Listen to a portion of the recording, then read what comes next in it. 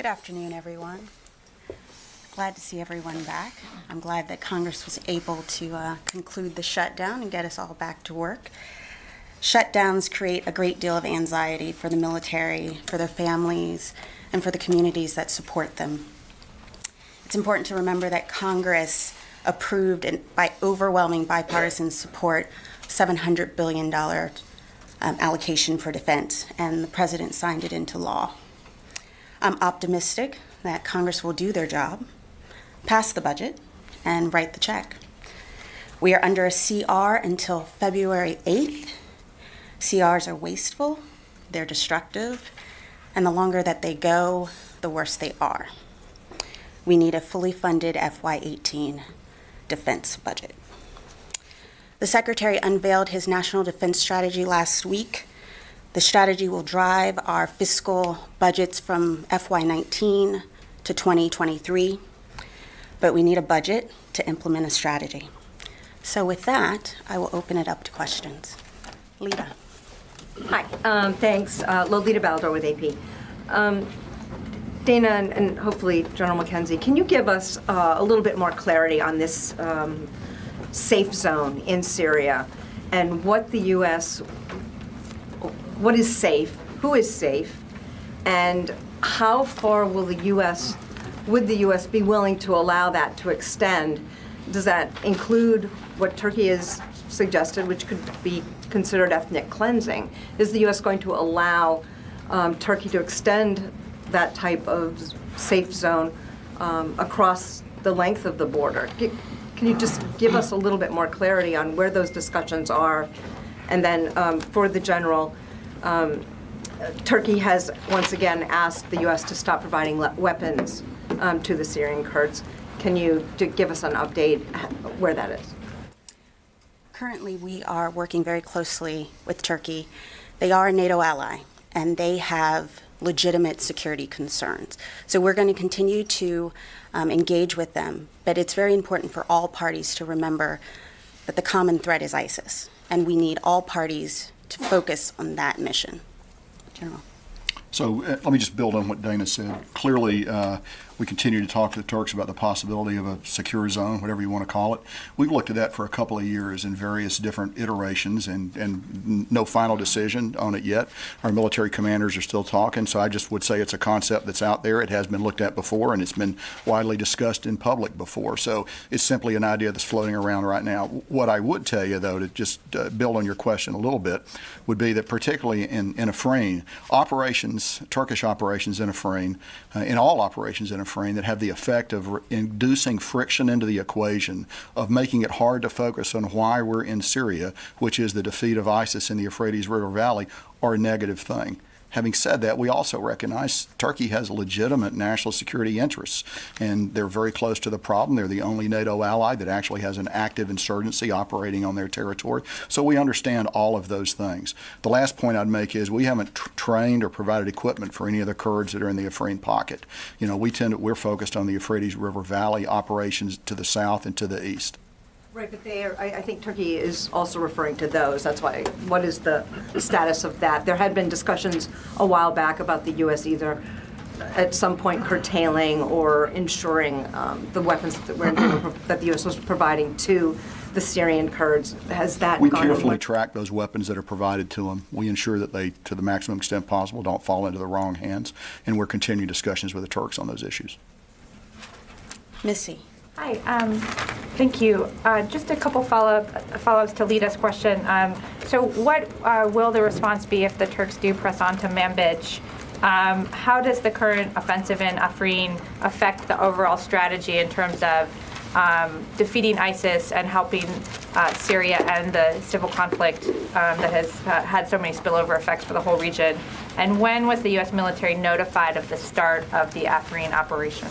Sure. So let me just take the middle part of your question first, because I think it's actually the most important question. The degree to which operations in Afrin draw focus from what's going on down the Euphrates River Valley is the degree to which it doesn't advance coalition objectives in the theater, which are to finish ISIS in Syria. So it actually is not helpful to have these operations go on. We recognize that, and we're working with the Turks to try to minimize it. I can't speculate on whether or not they'll choose to go to Manbij. That's a future, hypothetical that we, of course, we look at, but just not ready to comment on it at this time.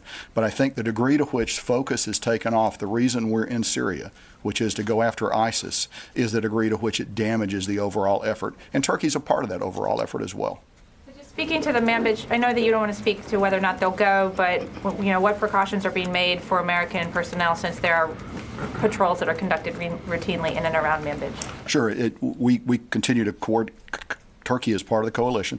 We continue to do coordination with them across the board on everything. Commanders on the ground and the Theater Commander General Votel have take continual analysis to take a look at the tactical situation on the ground to ensure that our forces are going to be safe and secure. Okay. And so just the last question was, when were you notified of the beginning of the Afrin operation? We were notified prior to the beginning of the operation. And you found out about it from the Turks? I mean, not from another party. They notified you directly? They notified us directly. Joe. Thank you so much. My question is for both of you.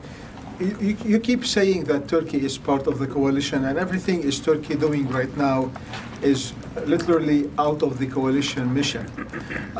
My question for you is, if Turkey decides to ban the U.S. Air Force to use Incirlik, is the Pentagon thinking right now, studying other alternatives, other options than using Incirlik? Sure. So first of all, I'm not going to talk to Incirlik specifically, but I would tell you that people like me are paid to study alternatives all the time. We have alternatives for a broad variety of contingencies, many of which we hope never occur. So go back to the first part of your question, actually. Turkey does do a lot of things with the coalition. I would agree that what's happening in Afrin is not particularly helpful to the overall coalition effort, but we're trying to work very hard with the Turks to accommodate their national security interests with the reasons why we are in Syria as well. And we think to a large degree there's overlap. There's certainly areas that we disagree with, but we think we have an opportunity to perhaps come together, and those discussions are continuing. Quick follow-up, sir. Have you seen any evidence that Turkey is pushing its military or its loyal groups towards Manbij? And if Turkey is doing so, will the U.S.-led coalition be ready to defend its partners, mainly the SDF and the YPG? I'm not going to comment on a future hypothetical operation. This could happen, sir. Idris. Sure. Could you talk about the U.S. military's conversations with the YPG leadership? Because obviously you're in contact. What are you hearing from them, and have they expressed their concern about the operation? Yeah, I'd defer you actually to OIR. Task Force OIR would be able to give you a lot better information on that. I would tell you that that we do in fact have those conversations. We have forces that are with them, but I would go down a level lower to get more specific detail on that. Sure, and just a completely separate issue, Qatar announced that it was in talks with Russia to buy the S-400. Your reaction to that, given that it's not the first country to talk about buying the S-400, and Turkey's already announced that it's buying one. So what's your reaction to that announcement? These are sovereign decisions. Right here in the middle. Yes.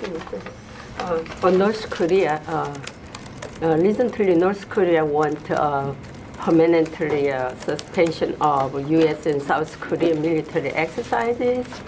Does the U.S. have any schedule to temporarily or permanently military exercises, suspension of military exercises? It's a deconfliction during the Olympics, and that's the only thing that's been announced. Sure, Dana, I would just amplify that. We haven't suspended. We're deconflicting during the period of the Olympics, and exercises will continue immediately after the Olympics. No suspension. There's no suspension contemplated. Okay. Also, second question, General Secretary Mattis have scheduled to meeting with the South Korean Defense Secretary Song Young-moo this weekend at Hawaii. What issues will be raised at this meeting? The Secretary will meet Minister Song. It will be a continuation of the conversations that they had in Vancouver. They will talk about areas of mutual interest to include the inter-Korean dialogue, as well as a myriad of other issues that we share. Way in the back. Good morning. Good afternoon. There was a report from Pravda this morning that 2 Americans were killed because of the Turkish incursion into Afrin. Do you know anything about that, please? I have not seen that report, General. I got nothing on that at all. Jeff. I apologize if I'm behind on this. Has the Defense Department categorically said whether the footage that is purportedly helmet cam footage from Niger, whether it's authentic or a fake? I'm aware of the reports, and we have not confirmed the authenticity of that. Can I follow briefly on that? Has anyone in the Pentagon seen the video? To my knowledge, no one has seen the video. Tara. Carla, sorry. Okay. On Pakistan. I'm bad with blondes, I'm sorry. I have 2 questions similarly related. First, the U.S. Embassy spokesman has rejected Pakistan's foreign ministry claims that a U.S. drone targeted an Afghan refugee camp in the Kurds tribal region. Can you talk about that? Was there indeed a drone strike? And then also, a Pakistan military spokesperson has said that on January 24th, a drone strike near the tribal areas targeted an individual who had been mixed with Afghan refugees. Are either of these drone strikes accurate? I'll stay with the embassy statement on that. I have no further information beyond that. Even for the second drone strike as well, they haven't commented on that. I'll have to take a look at that. I don't have anything on that. Can you just follow up on that? Here, over here. Sorry, thank you, madam. Thank you, John. As far as the U.S.-Pakistan relations are concerned, if you can update, because day before yesterday at the CSIS, Pakistan's ambassador to the U.S. said that please, he was telling the U.S., please do not blame Pakistan for your failures in Afghanistan. Because of the failures in Afghanistan, you are blaming and punishing Pakistan. So where do we stand as far as the presidential announcement on the Pakistan is concerned? At the same time, U.S. and Pakistani generals are meeting, but they have met on the ground there. So where do we stand? Well, we've said many times that this is an inflection point in the relationship. We want Pakistan to be a part of the solution in the region. This is a South Asia strategy, and it's about regional security, and we want Pakistan to work with us because terrorism is a threat to all of us. And Madam, finally, Ambassador also said that Pakistan do not want anybody in Afghanistan but only China, even not US or India, anybody. And they are saying, so what I'm asking you, the bombing still going on in Afghanistan.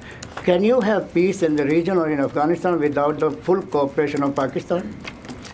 We want to have Pakistan work with us to provide regional security. The administration has taken a regional approach, and Pakistan should be a part of that solution. Right here. Yeah, Pakistan has said that it has stopped cooperating with the U.S., its military and security, or intelligence cooperation with the United States. Have you seen that happening? I'm not aware of that, General. I would just say that as of now, the ground and air lines of communication that pass through Pakistan to support our forces in Afghanistan remain open, remain working. So I think that's a pretty strong signal of Pakistan's position. What percentage of your supply lines to Afghanistan are dependent on Pakistan? It varies, and I'm not prepared to give you a precise figure. We have a number of alternatives should those lines be closed, and again, there's not something I'm going to be able to go into in any detail. But can you give us a sense? Is it a significant amount of more than half of them, or 1/4? I'm not going to speculate beyond that. Tony. A couple of domestic questions. The nuclear posture review, what's the status of its release? And will the final version be materially different than the widely publicized leaked version? And for General McKenzie, broadly, what will the public learn about U.S. nuclear policy from the NPR that basically they don't know today, broadly? So in terms of release, we are still looking at the early part of February for the release. What I can tell you is that there's still tremendous support for the triad, and that we are about ensuring lethality, and that means having a credible nuclear deterrent.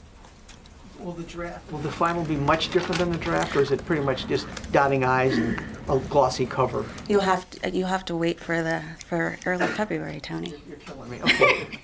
So without speculating any more about the contents of the NPR itself, I would tell you that we have affirmed the utility of the triad through a variety of studies going back several years. You know, sometimes the triad comes under attack as not being sufficiently flexible enough, but I think world developments have actually reaffirmed the importance of the triad and the inherent flexibility that the triad gives the president to respond and to deter potential adversaries. Non-triad weapons question, the F-35. This week, the Pentagon's weapons tester sent over his annual report to the Secretary and OSD leadership. It paints a rather dense, technical, but critical assessment of the program as it's approaching major combat testing later this year. Reliability is poor, availability of spare parts is poor. This is the Pentagon's largest program in history. What response is where are some of the actions DoD is taking in response to this report to improve reliability, get more spare parts in the field, and get this plane ready for this major combat testing and increased quantities? It's an independent report, and it's a very critical report because these kinds of reports provide us with the roadmap and suggestions for what we can do better. But we did get it yesterday. It was just released, and leadership is reviewing it and its recommendations. I think it's important to remember that the Secretary Shanahan and Mrs. Lord are dedicated and are in robust conversations with industry about the program. And they are committed to ensuring that we get maximum value for every dollar that's entrusted to us. But we did get the report just yesterday, so I'm happy to come back to you with more details. If you can come back in terms of some of the reliability and spare parts, issues that are important to the military when these planes aren't flying at their full capability. Absolutely. Thank you. Lucas. Was it a mistake for Pentagon officials to say the U.S. military was training a 30,000 person border force to train the SDF to go near the border with Turkey? Let me clarify. What we're doing there is we're focused on training internal security forces. Again, Turkey has a legitimate concern about its internal security. As the general said, it's the only NATO ally with an active insurgency.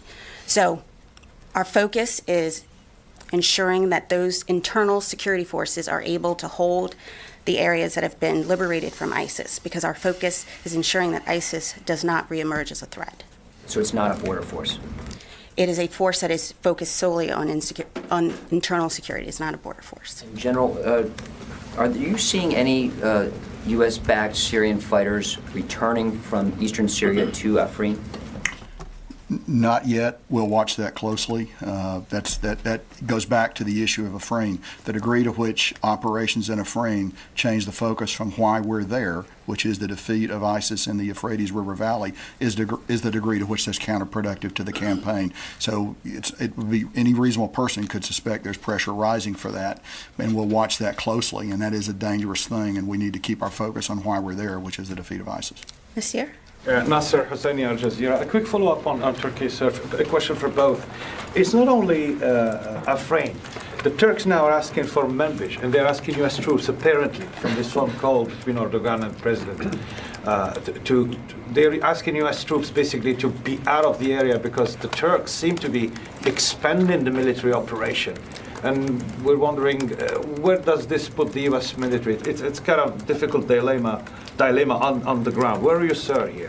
Sure. So I'm not tracking a movement to Manbij. Just not tracking it. I'm not saying it couldn't happen in the future. It's a future hypothetical contingency that I'm not going to be able to speculate on. I would tell you that wherever U.S. troops are, they're going to be able to defend themselves, and we coordinate very closely with the Turks on that. They know where our forces are. There's no mystery about where they're going to be, and I further can't speculate about what may or may not have happened in a presidential level discussion. I just don't know.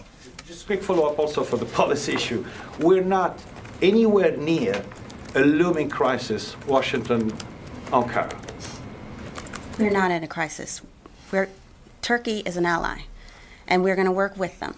But this current issue, offensive, is a distraction, and we have to focus as allies on the mission at hand, and that's defeating ISIS. Right here in the back. Hi, I'm Caitlin Kinney with Connecting Vets. It was announced today that the U.S. is working towards sending an aircraft carrier, the USS Carl Vinson, to Vietnam in March. And I was wondering if you had any more on that statement and what that message is sending to our regional presence. I don't know the specifics of that, of a carrier visiting Vietnam, but I would tell you that carriers are profound symbols of the might and resolve of the United States. They send a reassuring signal to allies and regional partners, and they send a signal also to those who don't wish us well. So there are a lot of good reasons to send an aircraft carrier to Vietnam, although I need to emphasize again, I just don't have knowledge of that. If it was released today, I just haven't seen that yet. Ryan. Just one quick one, thank you. Just one quick one on follow-up on Manbij. The Deputy Prime Minister of Turkey asked specifically, or the Foreign Minister, I think, actually asked specifically for U.S. troops to leave Manbij. Is there any plan for U.S. troops to leave Manbij right now? That's a policy issue that I'm not going to be able to give you anything on. Kassim. General, you said you haven't seen any YPG elements moving from the eastern Syria to Afrin. But what is the principles of the U.S. Support to those groups? What will be the consequence if they leave their posts and go to Manbij? So I think very reasonably, if someone leaves the fight against ISIS and goes somewhere else, that's one less person in the fight against ISIS. So that's a powerful concern to us, and we would seek to try to prevent that. First of all, by assuring all parties that there's no reason to go back and fight in Afrin, and we'll continue to work that with our partners on the ground in the Euphrates River Valley, even as we work it with our Turkish allies and their operations that are in Afrin. You make a good point. I mean, there is a danger that you can lose focus on keeping the main thing the main thing. The main thing for us is the defeat of ISIS in the Euphrates River Valley. Barbara. To come back to whichever one of you can answer, well, Dana, to start with you, a second ago you called the Turkish offensive into northern Syria a distraction. How do you square that with also saying that, you know, Turkey's an ally and you support them, and I understand fully your point about you want everybody to fight ISIS, but if Turkey does have these security concerns, calling what they're doing a distraction, I would ask you to square that. And to follow up on what a couple of other folks have asked about, the foreign minister of Turkey is publicly saying that Turkey wants U.S. troops to leave Manbij. I don't, to honestly press you both on that point, rather than being a policy question, I think the question is, are you aware, is the Pentagon aware that U.S. troops have been asked to leave a location? That wouldn't actually be policy, it would be a military question. So to your first question, I think it's a matter of priorities and common interests. We are helping Turkey with the active insurgency that they have. We're talking to them about those security concerns, and we take them very seriously. But the common threat to all of us is ISIS, and the job is not done. And so we need to get everyone focused on that. And we will continue to talk to Turkey. We ask that Turkey de-escalate. But again, the focus, the priority for us is to defeat ISIS. And on the question of U.S. troops being asked by an allied government to change their position, I would put to you that I think that's a military question, not a policy question. So is the Pentagon aware of this statement from Turkey, and what can you tell us about it? I'm aware of the statement, but I don't know that we've made any changes in our posture. No, so you're right, Barbara. Ultimately, it is, of course, a military question because it involves forces on the ground. However, it's a military decision that will be guided by our policy. And our policy is going to come from the Department of State working with the Turk foreign minister and ultimately through Secretary Mattis. So, sure, there will ultimately be a military expression of this. Either they'll stay or they'll go. Don't know what the answer will be. But nonetheless, it really is a policy question because the question emanates from the Center of Turkish Policy, which is the foreign ministry. So our Department of State will work it. We have contingencies for everything, and we can do what we're told. But it's still, I think, working at that level. But I'm sorry, I just want to be sure I'm clear, sir. The Joint Staff, the Pentagon, the military side of the Pentagon, you are aware of this Turkish request. It is a true and valid request by Turkey that you're aware of. I have only simply seen the news reports. I'll defer to Dana on that. I can't give you greater clarity on that right now, Barbara. I just can't. I have to go back and take a look at it. There's been a lot of statements. I'll commit to you to come back and tell you what we know about it. Speaking to you right now, I can't call it up. You can come back to us. Thank you. Certainly. In the far back. Thank you. Phoenix Swan with Hong Kong Phoenix TV. In the newly released National Defense Strategy, China and Russia has become the major competitive adversary to the United States. And just beginning of this week, the Chinese MOD, Ministry of Defense, and also the Foreign Affairs Ministry has claimed that this strategy is more of a Cold War and zero-sum game rhetoric. It brought up the arms race. And what's your comments on that? And also, what do you see of the future U.S. and China military-to-military relationships with specifically in the South China Sea and East China Sea in the West Pacific region? Thank you. The NDS is about near-peer competitors, China and Russia.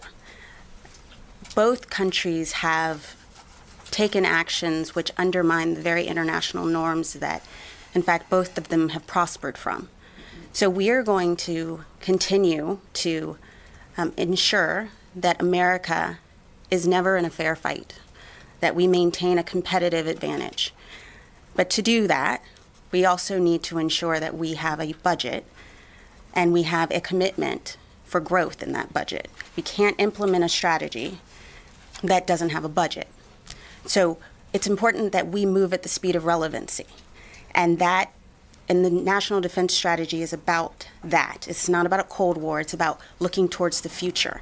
And as we look to the future, China and Russia we have to think about them because they are undercutting the very international norms that they've thrived upon. And we have time for a few more questions. Okay. Carla. Thank you. I just wanted to go back on Manbij.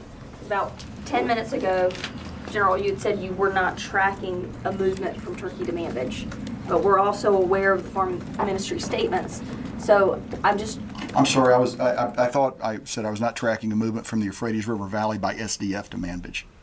Okay, SDF to Manbij. Clearly we're tracking a movement by Turkey to Manbij. Okay, all right, just making sure. Because I wanted to make sure, because if the United States and Turkey are talking on a daily basis, that was not squared to that. Yeah, I'm sorry. I may have misspoken. I can't remember what the intent I intended to convey was that we're talking about SDF forces moving from the lower Euphrates River Valley back toward Manbij and Afrin. That's the point I was making, not about Turkey. We have a pretty good idea of what's happening there. Okay, great. Thank you for that clarification. Sure. I'm right here, middle. I want to switch gears and ask about the recent precautionary landings in Okinawa. We had a third one this month, earlier in the week. The Japanese government has, asked you to ground the fleet or the planes and kind of test them all and make sure that they're safe. I'm wondering, I know that Secretary Mattis has spoken to his counterpart. I know that you are in talks with the Japanese government, as always, but I'm wondering if there's kind of a disconnect. Why haven't you been checking? Why haven't you grounded the planes? Is there any reason that they're still flying? General? Well, they fly to train, and part of the actual process of doing a maintenance check on an aircraft is to take it aloft. You can only do so much with an aircraft on the ground. Don't know the exact circumstances of the last one, which I believe was a Cobra with a precautionary emergency landing, probably a chip light or some indicator that required them to put down on fairly short notice.